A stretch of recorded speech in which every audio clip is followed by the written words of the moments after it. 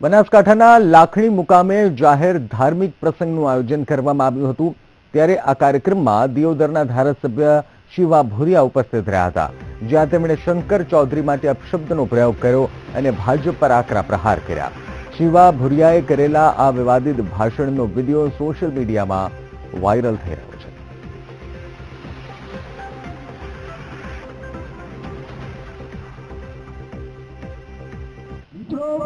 उत्तर प्रदेश ની 80 સીટો અને 80 માંથી 75 સીટો માટે કોંગ્રેસ લડે તાર શંકરભાઈ લોકોને વાત કરે કે કોંગ્રેસ એમ કહે છે